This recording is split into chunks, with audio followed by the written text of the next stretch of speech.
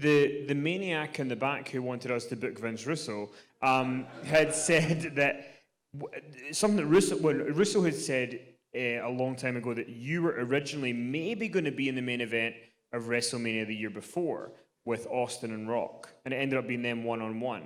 Is that true? Yeah, it was supposed to be a three-way at a certain point, and Shawn Michaels ruined it.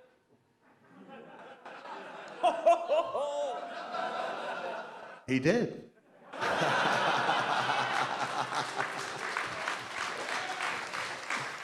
And I think Shawn will admit that there used to be something known as bad Shawn Michaels.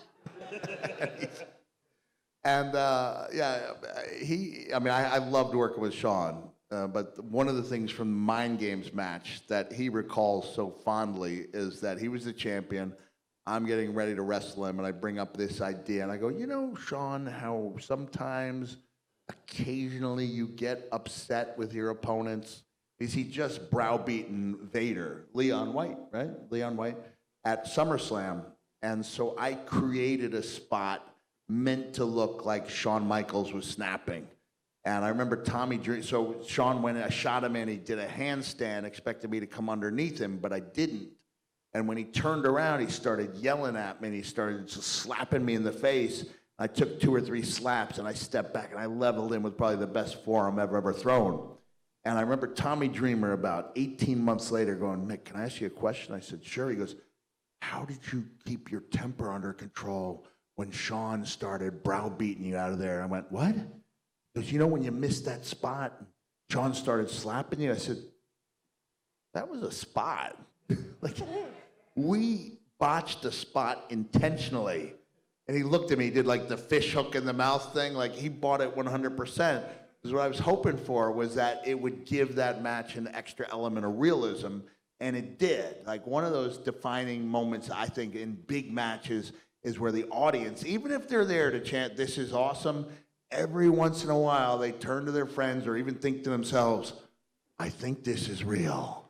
And that was a moment where everyone kind of thought to themselves or looked at their friend and went, ooh, the stuff is on now. But Shawn did. He wanted to go to bat for me. And he thought it should be me and Steve in the main event. And so Shawn got half of his wish, which was to have it a singles match. But it turned out to be Steve and Rock, which was the right call. It was the right call. They let me referee that match. And I swear to you, it was the loudest response I'd ever heard in my life. Just being in there. I think it was in Philadelphia. And it was just phenomenal, the type of sound coming. Like, I couldn't believe it. And I remember Steve, you know, when he got the finish, he looked at me, thank you, kid. Like, and it felt like, it was like a great moment just to be in there. So I did get that moment, but it stuck in Vince's mind that he owed me a Mania. And so they gave it to me in 2000. And answer your earlier question, I went off. I did a meet and greet at Hershey Park in Pennsylvania, which is one of the top amusement parks in the United States. And I had brought a hair clipper, a shaver with me. And when I finished the Q&A, I was trading out a Q&A for like 4 days at the park, all expenses paid, food and everything. I took a shaver. I shaved off all my hair. My hair had been long for the entirety of my career. I shaved it all off. And that was absolutely my sign to myself that I would never do anything ever in public again. Ever.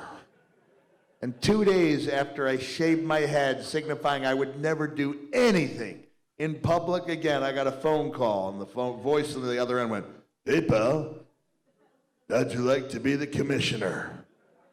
And I said, okay. So I showed up. And